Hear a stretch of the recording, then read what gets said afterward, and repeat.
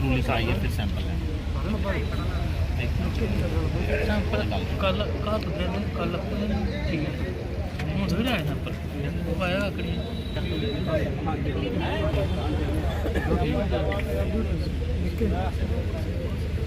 Advice कर दो checkup ये नहीं हुआ पानी को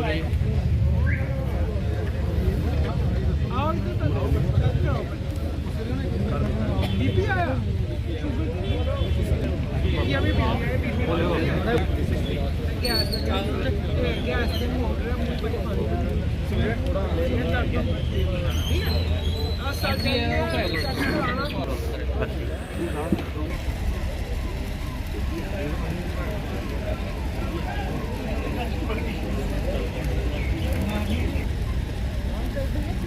कल छुट्टी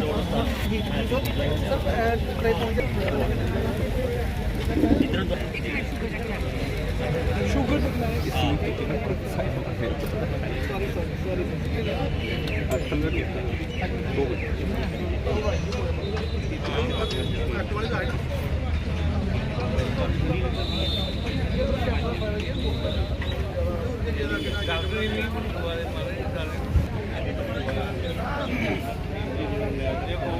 रोड सेफ्टी मंथ इस 1 जनवरी से शुरू हुआ था, 31 को कल्मिनेट होगा।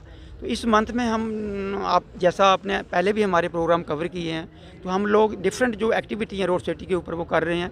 हम स्कूल्स में जाके वहाँ बच्चों को अवेयर कर रहे हैं, यहाँ बस स्टैंड के ऊपर हम प्रोग्राम कर रहे हैं। तो उसी कड़ी के तहत आज यहाँ हमने जो मेडिकल कम अवेयरनेस प्रोग्राम रखा था, जहाँ क्योंकि हम सब जानते हैं कि ड्राइवर लोगों के पास इतना टाइम नहीं होता कि वो अपनी गाड़ी बंद करके तो कहीं हॉस्पिटल में चेकअप करवाएंगे।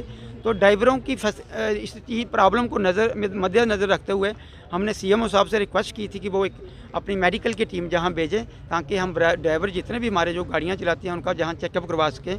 तो आज यहाँ ये सीएमओ साहब ने मेडिकल की टीम भेजी है, जिसमें बाकायदा डॉक्टर साहबान, पैरामेडिकल स्टाफ और फ्री मेडिसिन भी लोगों को यहाँ डिस्ट्रीब्यूट होगी।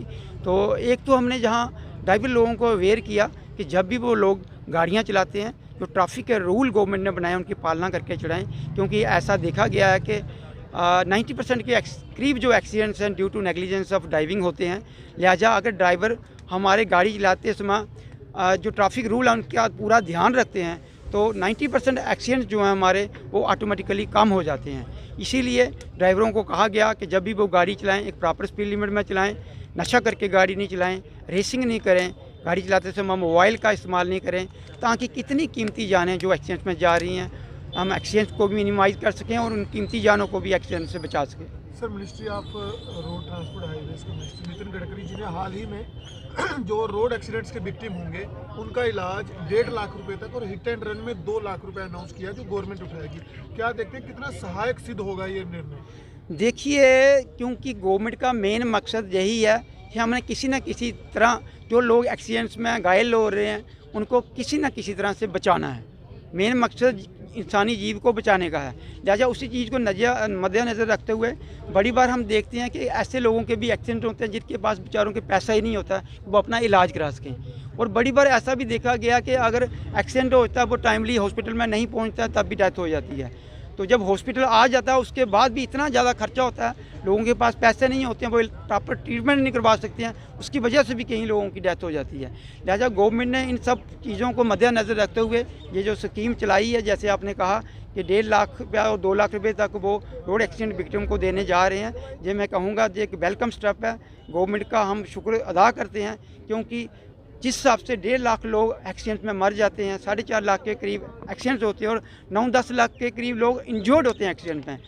इससे जो लोग एक्सीडेंट में इंजर्ड होते हैं उनको ये एक बहुत बड़ा फ़ायदा है और कितनी कीमती जानें बचाने में ये जो पैसे हैं ये एक अपना रोल अदा करेंगे।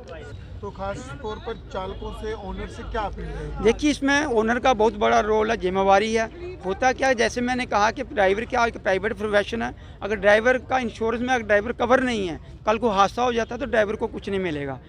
क्योंकि क्या होता है, एक थर्ड पार्टी इंश्योरेंस होता है, एक फुल इंश्योरेंस होता है। तो थर्ड पार्टी इंश्योरेंस में चूँकि ड्राइवर कवर नहीं होता है तो तब प्रॉब्लम बनती है। तो मैं जितने भी मेरी बात सुन रहे हैं गाड़ी के मालिक, और यहाँ प्रेसिडेंट साहब भी हैं एसोसिएशन के, मैं सबसे रिक्वेस्ट करूँगा कि जब भी वो इंश्योरेंस कराएं गाड़ी का फुल इंश्योरेंस कराएं, क्योंकि जो कंप्लीट इंश्योरेंस फुल इंश्योरेंस होता है उसमें चाहे वो थर्ड पार्टी है, चाहे ड्राइवर है, चाहे जो गाड़ी है, किसी का भी अगर नुकसान होता है तो सारा उसमें कवर होता है और उसको आसानी से वो इंश्योरेंस क्लेम जो है मिल जाता है।